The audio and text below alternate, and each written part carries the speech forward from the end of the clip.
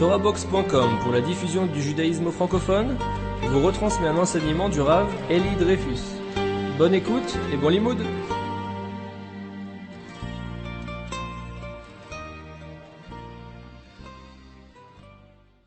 Le sujet qu'on a vu la semaine dernière, on a vu deux sujets en fait. On a parlé d'abord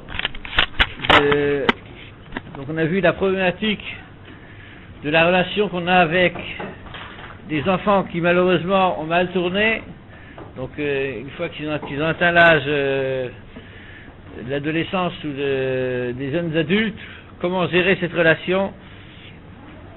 En deux mots, on a vu ce qu'on peut leur donner, c'est de l'amour,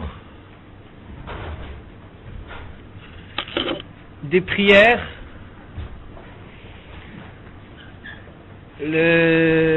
avoir de la patience.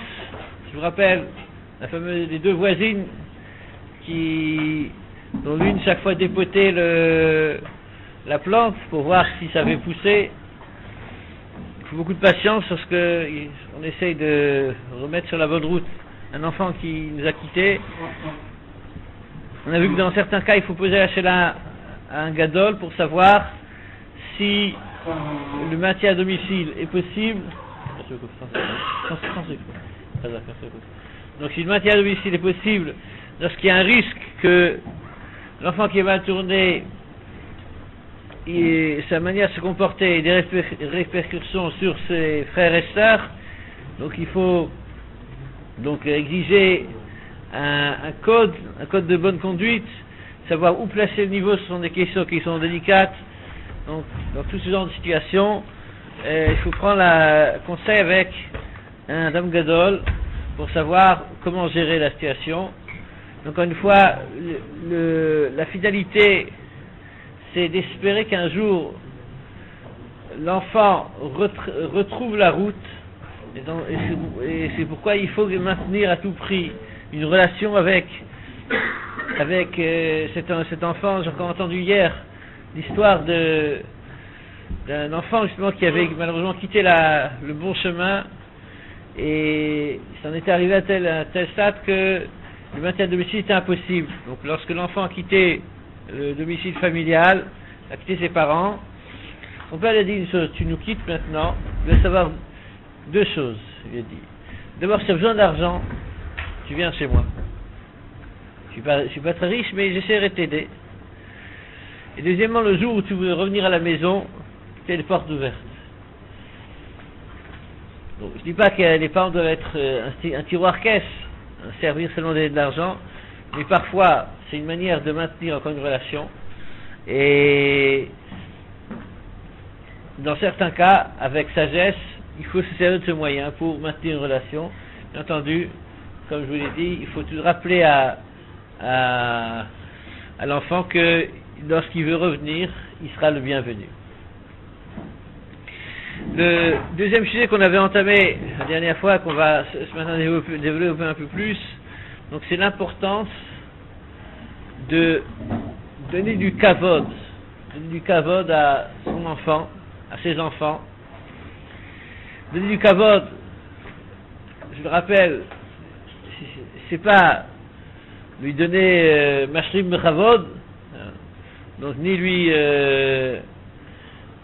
dérouler devant lui un tapis rouge, c'est pas tout ça. Le kavod, c'est le respect qu'on doit à nos enfants. Donc ce qu'on a commencé à voir la semaine dernière, c'est que donner du respect à ses enfants est quelque chose qui est tout aussi essentiel que donner de l'amour à ses enfants. S'il n'y a pas du respect, je parle maintenant du côté des parents vers les enfants. Si du côté des parents, les enfants ne respectent pas l'enfant, il n'y a aucune chance que tout ce qui est chinour, tout ce qui est éducation, va passer. Le chinour peut passer seulement si les enfants donnent du kavod, entre guillemets, respectent les enfants. Alors, on a vu donc la semaine dernière que le respect pour un enfant est quelque chose d'essentiel. Pourquoi c'est essentiel? Parce que le besoin de kavod, le besoin d'être appréhendé de manière positive est quelque chose qui est vital au niveau de l'homme. L'homme est prêt à supporter des douleurs physiques, le froid, la faim,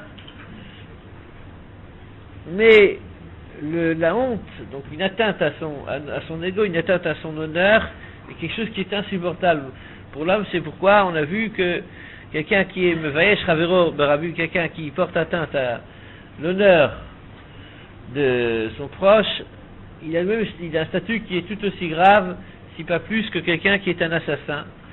Il y a un crime qui est non seulement un crime physique, il y a un crime qui est un crime moral. Porter atteinte à l'honneur de la personne, c'est quelque chose qui est très grave parce que la personne perd son chélek dans l'olam haba. Pourquoi? Parce que lorsque on fait honte à quelqu'un, la personne à laquelle on a fait honte, elle est atteinte dans ce qui est de plus essentiel de l'homme. L'homme a été créé à l'image de Dieu. L'image de Dieu, c'est pas une image physique, c'est une image qui est une image morale, une image donc rouhani. Et lorsqu'on porte atteinte au kavod de l'homme, l'atteinte est une atteinte qui est vitale. Alors, donc c'est ce qu'on avait vu la semaine dernière. On avait commencé à parler donc de l'importance de respecter les enfants pour que le chinour passe, pour que l'éducation passe. Si un enfant ne sent pas qu'on le respecte, on perd toute possibilité de communication avec lui. Tout message éducatif va se heurter à un mur. Je vous ai donné l'exemple de cet enseignant qui, dans la cour de récréation, avait fait honte à un élève qui n'était pas un des siens, et l'élève l'année d'après est rentré dans sa classe, donc passé 1 an à regarder le mur. Il était incapable de recevoir un quelconque message éducatif, parce qu'une fois qu'il avait été blessé par ce professeur, le message ne pouvait plus passer. Chazal nous dit, c'est une mission dans la vote, Yichvod talmidcha chaviv alecha keshelcha, tu dois rechercher le respect de ton talmud, de ton élève, autant que le tien. C'est vrai au niveau de l'enseignant, c'est vrai aussi au niveau de nos enfants. Si on veut que l'enfant reçoive de nous un message éducatif, il faut investir au niveau du respect de l'enfant.